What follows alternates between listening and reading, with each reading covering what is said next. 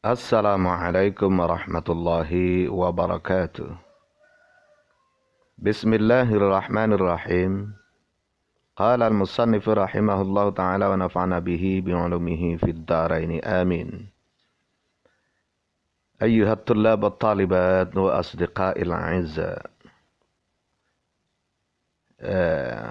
في هذه الفرصة نستمر القراءة يعني الاستمرار من القراءة السابقة. بسم الله الرحمن الرحيم. Al-ilmu, ya ini masih tentang istilah-istilah dasar di dalam ilmu ushul fiqh.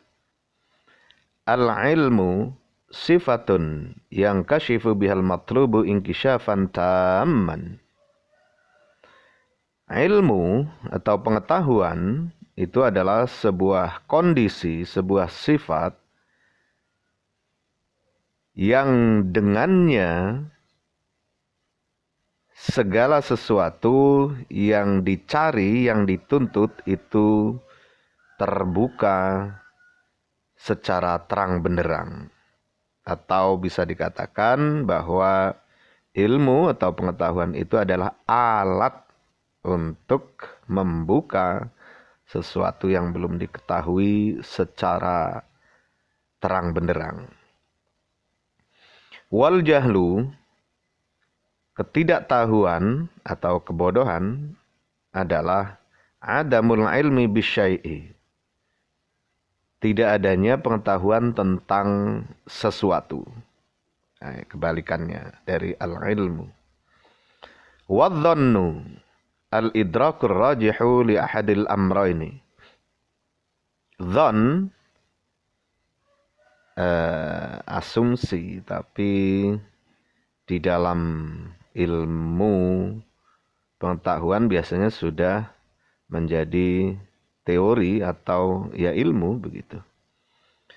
Wadhannu al-idrakur rajihu li ahadil amrayni. Dhan adalah sebuah penemuan atau pemahaman yang sudah kokoh bagi salah satu dari kedua hal.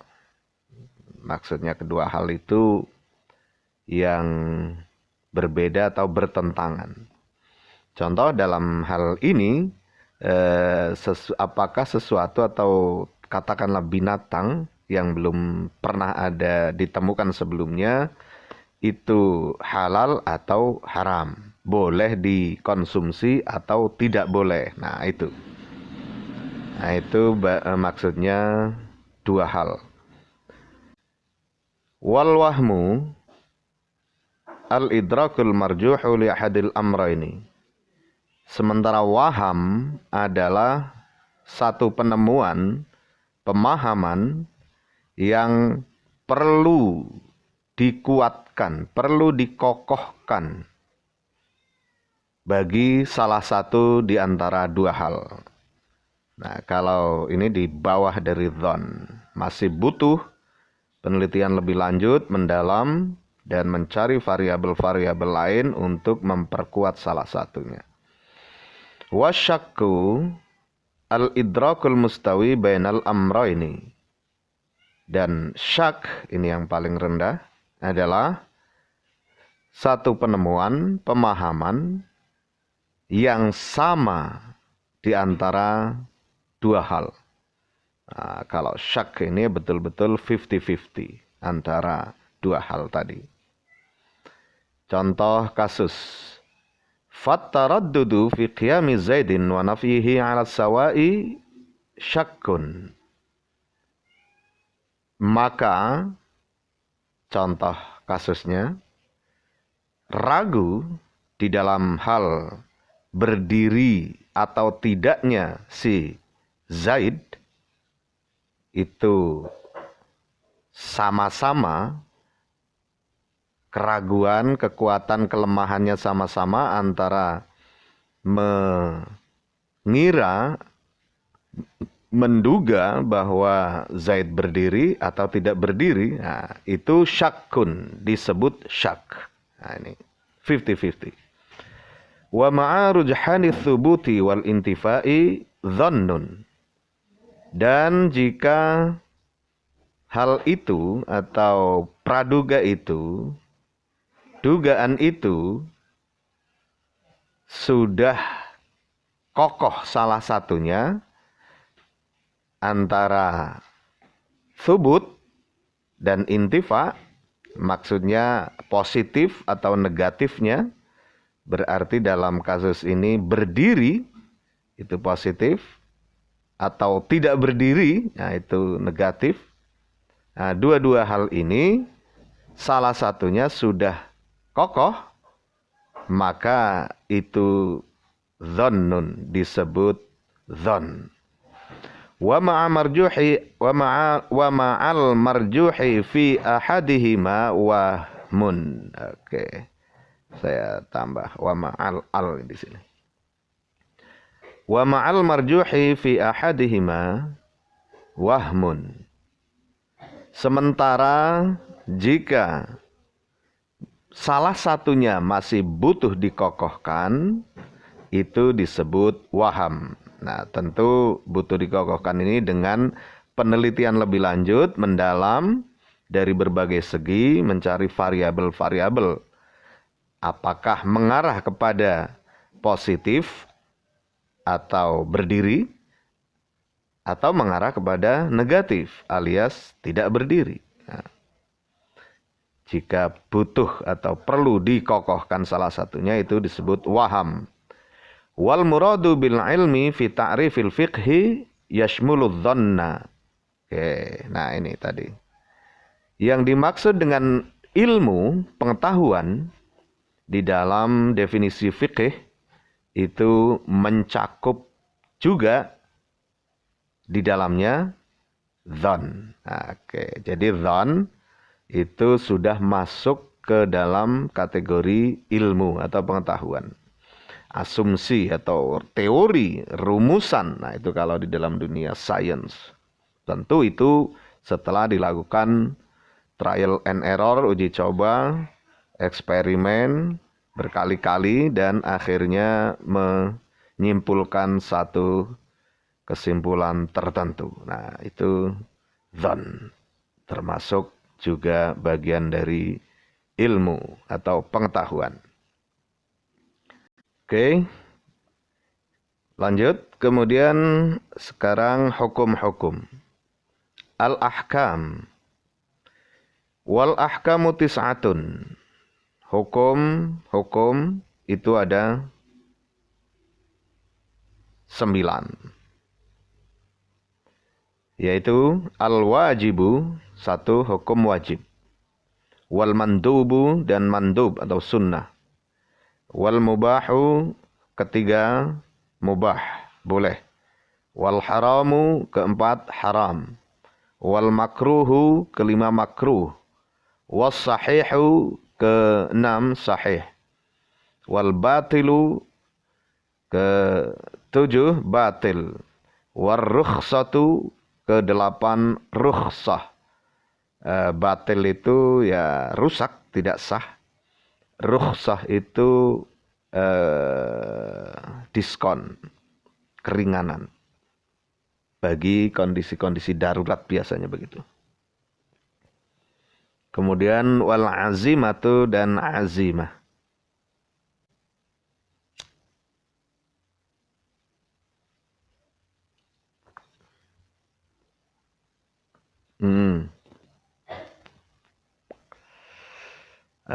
Itu hukum-hukum yang perlu kita ketahui di dalam dunia fikih, atau ditarik ke bawahnya, ke dasarnya usul fiqh.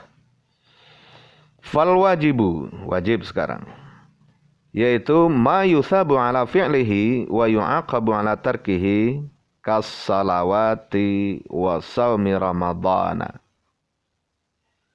Hukum wajib adalah sesuatu yang jika dikerjakan maka itu diberi pahala. Nah, ini hukum standar, ini definisi standar menurut fikih. Wa yu'aqabu ala tarkihi, dan jika ditinggalkan itu mendapat siksa. Oke. Kas salawati wa shaumi ramadhana, sebagaimana salat-salat wajib dan puasa Ramadan. Al-mandubu ma yuthabu ala fi'lihi wa la yu'aqabu ala tarkihi, katahiyatil masjid. Yang kedua, mandub atau sunnah adalah sesuatu yang jika dikerjakan maka pelakunya mendapat pahala, dan jika ditinggalkan maka pelaku yang meninggalkan itu tidak mendapat siksa. Contohnya salat tahiyatul masjid. Oke. Al-haramu, haram adalah ma yuthabu ala tarkihi wa yu'aqabu ala fi'lihi, karriba wa fi'lil mafsadati. Haram adalah sesuatu yang jika ditinggalkan maka pelakunya itu mendapat pahala, dan jika dikerjakan maka pelakunya mendapat siksa, sebagaimana perbuatan riba, melakukan riba misalkan, atau melakukan hal-hal yang merusak,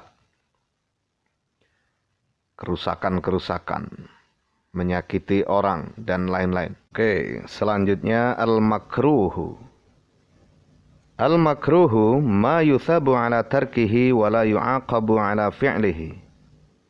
Makruh adalah sesuatu yang jika ditinggalkan maka pelakunya diberi pahala, dan jika dikerjakan maka pelakunya tidak mendapat dosa.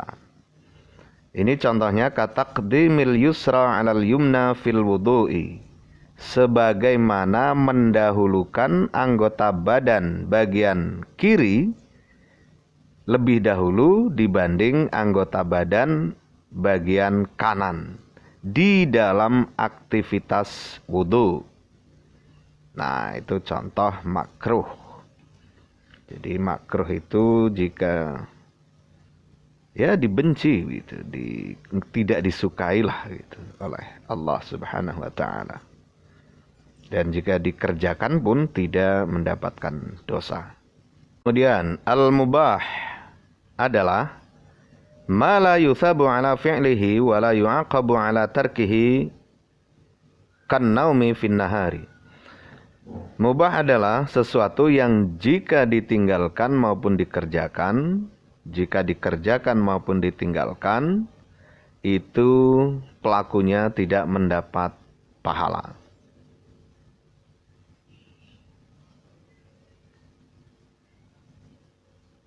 Oke. Al-mubah yaitu ma la yuthabu ala fi'lihi wa la yu'aqabu ala tarkihi, yaitu sesuatu yang jika dikerjakan maka pelakunya tidak mendapat pahala, dan jika ditinggalkan maka pelakunya tidak mendapat dosa. Kan naumi fin nahari, sebagaimana tidur di siang hari. Terus as-sahihu, hukum sahih adalah ma yajtami'u fihi ruknu wasyartu. Dikatakan sahih atau absah gitu adalah sesuatu yang jika di dalamnya terpenuhi atau terdapat rukun dan syaratnya. Contoh dalam aktivitas ibadah wudu atau salat misalkan, jika di dalamnya sudah terdapat atau tercukupi, terpenuhi rukun-rukunnya, syarat-syaratnya, maka absahlah ibadah itu, aktivitas ibadah itu.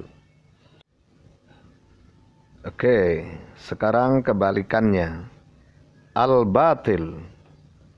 Al-batilu ma la yajtami'u fihi ruknu wasyartu. Batil adalah sesuatu yang di dalamnya, ya, aktivitas ibadah misalkan, yang di dalamnya tidak terpenuhi atau tidak tercukupi, tidak terkumpul di dalamnya itu rukun dan syaratnya. Nah, itu namanya batal. Sebagaimana salat misalkan tidak membaca Fatihah yang adalah rukunnya, salah satu rukunnya, nah itu tidak sah atau batil namanya, batal. Terus ar-ruknu ma yatawaqqafu alaihi sihhatu syai'i wa kana juz'un minhu wa kana juz'an minhu. Rukun adalah sesuatu yang keabsahan satu aktivitas atau ibadah tertentu itu bergantung kepadanya. Jadi sah tidaknya bergantung kepada rukun. Wa kana juz'an minhu, dan ia merupakan bagian dari ibadah tersebut, aktivitas tersebut. Contohnya ka ghuslil wajhi lil wudu'i wa takbiratil ihrami lis salati. Oke, rukun ini contohnya seperti membasuh muka di dalam aktivitas wudu. Kemudian contoh lain takbiratul ihram atau Fatihah boleh di dalam aktivitas salat. Nah, ini rukun dan tidak boleh ditinggalkan karena itu tadi menentukan absah atau tidaknya sebuah aktivitas ibadah. Dan ia bagian dari aktivitas ibadah itu sendiri. Nah, itu rukun. Kemudian asyartu, yaitu ma yatawaqqafu alaihi sihhatu syai'i wa laysa minhu, adalah sesuatu yang keabsahan satu aktivitas ibadah itu bergantung kepadanya, walaysa minhu, dan ia tidaklah merupakan bagian dari aktivitas ibadah tersebut. Nah, di luar. Nah, jadi syarat itu di luar, tapi menentukan keabsahan tidaknya atau tidaknya satu ibadah, satu aktivitas ibadah. Sementara kalau rukun bedanya itu ada di dalam atau menjadi bagian dari aktivitas ibadah itu sendiri.